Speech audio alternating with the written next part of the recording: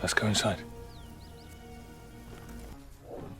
One thing an action-adventure needs above all else is conflict. The story needs stakes, the higher the better, to motivate the protagonist and by extension the player.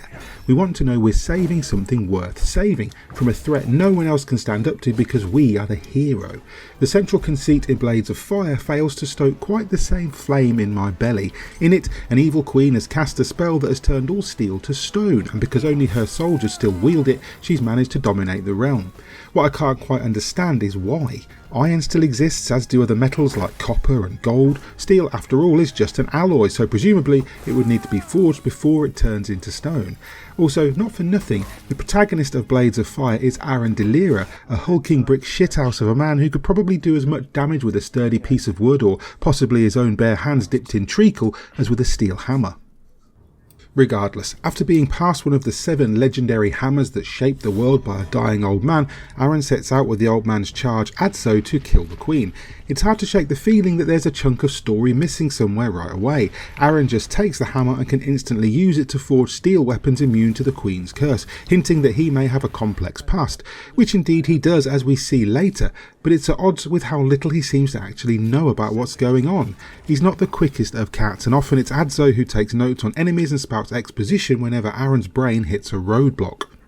Despite being dressed like he's cosplaying a character from a completely different game, Adso is pretty useful as a chronicler, keeping a codex of enemies that he adds to as he observes Aran fighting them. It's a neat way to fill out a bestiary, even if the constant back and forth during fights is repeated ad nauseum. In fact, Blades of Fire has a problem with repeated dialogue throughout. Every time you touch a ladder or climb a rope, Adso makes one of the same 3 jokes about Aran's age or weight, which is likely supposed to contribute to the chemistry between the pair, but just makes me grind my teeth every time. There's a point towards the end of the first act where Aran suddenly comes over all paternal, urging Adso to safety while he stands to face a boss alone, and I felt like I'd missed a big chunk of relationship development.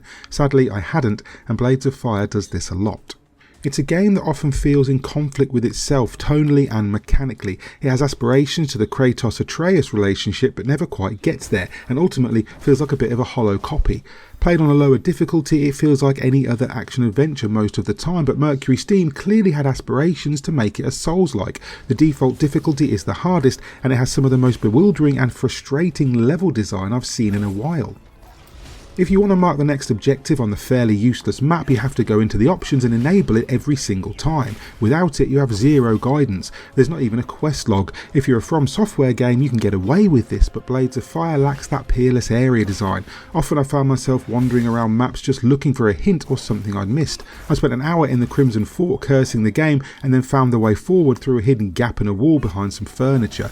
This simply shouldn't happen for the critical path. Hide secrets by all means, but if you're loftily refusing me an objective marker, at least make it feel intuitive. I died more times falling off seemingly low ledges than in combat, since Aran de Lira can take a sword to the face and walk it off, but apparently couldn't flop down on his sofa too hard without breaking his spine. The combat itself is the saving grace though. All 4 face buttons represent the angle of Aran's swing, and locking onto an enemy will reveal which direction is currently unprotected and whether or not your current weapon can do any damage. Different enemies have weaknesses to different archetypes, which in itself is a bit weird. There's no reason why a short sword should damage an enemy more than an axe blade, but there you go.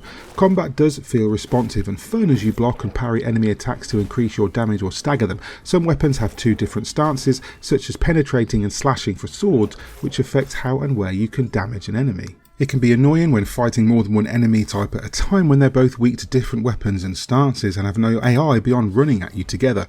In this case, you'll need to keep swapping weapons and stances and constantly clicking the right stick to see the colour-coded weak spots as the helpful outline fades after a few seconds, and many enemies go through different phases with different weak points during a fight. The best battles are against trolls that will regenerate if you don't stagger them with a heavy attack, and then they'll keep fighting with missing limbs. You can even slice their face off and watch them swing around madly trying to catch you. Blades of Fire also has an interesting mechanic for several of the larger bosses, whereby they'll keep respawning or coming back throughout their area until you finally defeat them. Often though, you'll have an annoying NPC with you. In the Crimson Fort, it's a character you need to escort and can be kidnapped, leading you to look high and low to free them. In the Doyen Graves, it's a doddering old ghost who takes an age to remember every significant thing and drags the pace to a slow crawl over and over again. For all the fun the combat can be, so much of the rest of Blades of Fire is incredibly long-winded.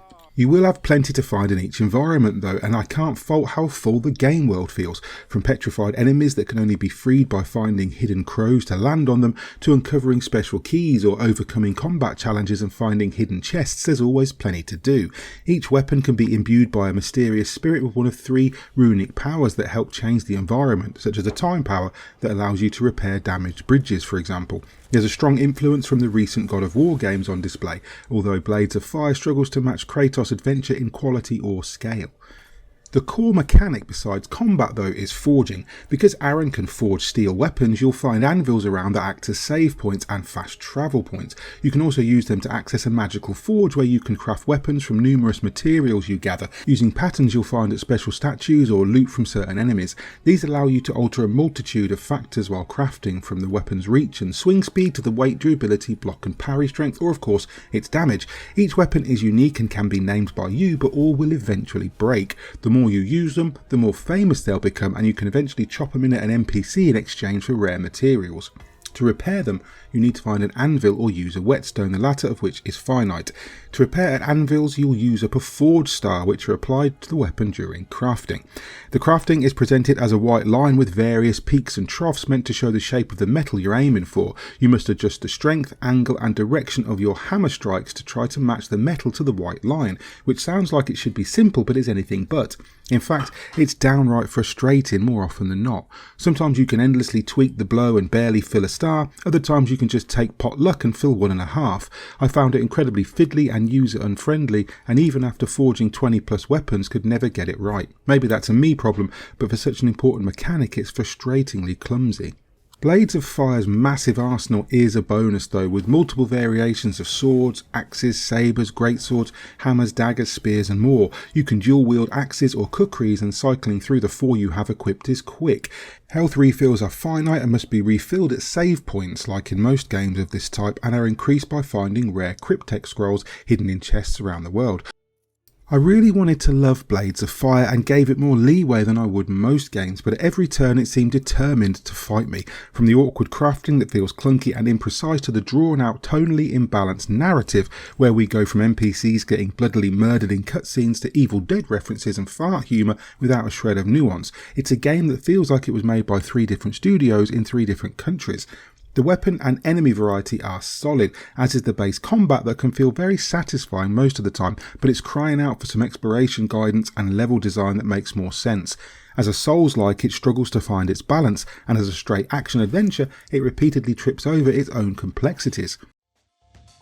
Blades of Fire is by no means a bad game, and in fact has some elements that feel original and compelling, but it ultimately falls short of the bar set by other adventure games of recent years like Evil West or Stellar Blade, and can't quite seem to settle on an identity of its own.